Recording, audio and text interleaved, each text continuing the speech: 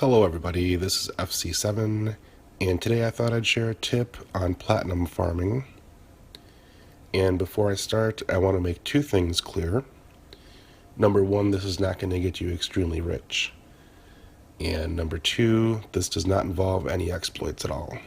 So if you're looking for either of those two things, this may not be the video for you.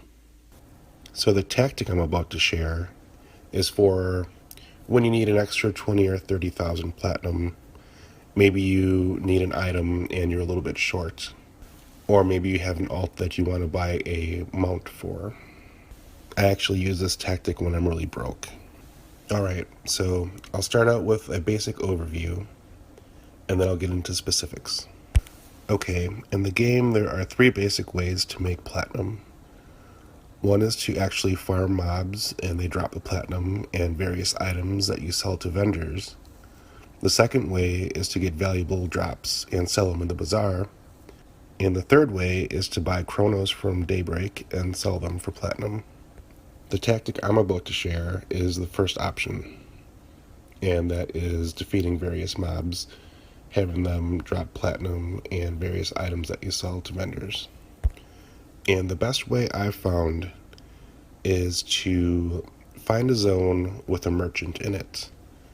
And what you do is you defeat a bunch of mobs in the zone, and you loot a lot of their items, and you just simply sell them back to the merchant that's in the zone. Some zones I can think of off the top of my head are Dulux Harbor, Hills of Shade, Fortress Mechanatus. Those are all excellent zones, but what I've found in those three zones are you don't get a lot of platinum for the time invested. So you can actually do it, but you don't get as much platinum as the option I'm about to share with you. So the second option would be to find a zone with a lot of valuable drops and a lot of platinum, and instead of having a vendor in the zone, you port back to a vendor, let's say in Guild Lobby, and then port back to that zone. That's why whenever you find a clicky in the game, that will transport you somewhere. If you're a class that can't port like a Necromancer main like I have, you'll want that. And I found the best way to do that is to use the item Gyrospire Relocation device. And what this device does is it's an instant clicky that will take you to Gyrospire Beza or Gyrospire Zeka instantly. I have a video walkthrough of the quest below, so if you want to know how to do it, just watch the video. So once you click the clicky, it'll take you to the top towers of one of the two zones, and all you'll have to do is start at the top of the tower and work your way down to the bottom, defeating every mob on the way. Be sure to bind near a vendor, preferably Guild Lobby, that's where I bind, and make sure that the zone is empty before you start, because sometimes when I've zoned up trying to farm, the zones have been in use. Mostly groups just stay at the bottom in the grassy area, but sometimes there can be people there working their way up the tower. Make sure that you clear out all of your inventory slots and replace them with empty bags, the highest capacity possible. Use the advanced loot feature, if you're familiar with it, to allow loot rules for everything that drops. The highest items of value to sell back are the spell drops. They'll go for about 1,000 to maybe 1,500 platinum each. And there are also mechanical looking parts that you'll want to keep, as well as gems like blue diamonds and diamonds. A lot of the mobs here drop sulfur. You might not want to loot those because they're pretty much worthless. And there are a couple other worthless items, but you'll get the hang of it after a while. So the spell lineup you'll need if you're a Necromancer main like myself. You'll want hit point buffs as well as runes. And as far as offense, I usually use the Necromancer auras. And I believe that would be Echo of Disillusion and Remote Sphere of Decay.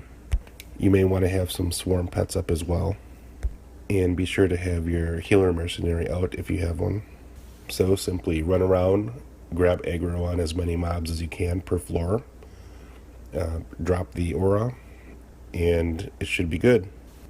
I would use the aura introduced in Empires of Kunark because I believe that's a simple direct damage aura. Echo of Disillusion, I believe, is a dot aura, so it may take longer for you to defeat the mobs. The level of the mobs you'll be facing, I believe, are between 70 and 75, so they're not going to be too difficult. Make sure you have a lot of AAs invested into combat agility and combat stability. You may want to have Gift of the Grave that AA up as well. So as soon as you have your bags full of loot, simply gate back to your bind point, sell everything in the bags, and use the clicky to go back to the zone. And I believe the recast timer on the clicky is maybe 15 minutes, but that won't matter because you'll be spending about 15 minutes clearing out the zone and filling up your bags. And that is how I farm platinum. That's the fastest and most efficient way I've found so far. Like I said, there's other ways you can do it. There's other zones with vendors in them. This is just the method that I use. So, some final thoughts. You might want to be level 100. I think you could do this at 95. But 100, 105, maybe have some decent gear. I think anybody that does some progression in TBM, if you have TBM gear, you should be fine. Make sure that you have a decent amount of AAs and combat stability and agility. And as far as how much you make per hour, it's kind of hard to come up with an estimate. A lot depends on luck and what drops for you. I know that I usually get around 3,000 or 5,000 per bag full. I want to speculate that it's 40 to 50,000 platinum per hour. Maybe a little bit less, maybe a little bit more. But it depends on a lot of different factors. And that is it. Thank you all for watching. Bye.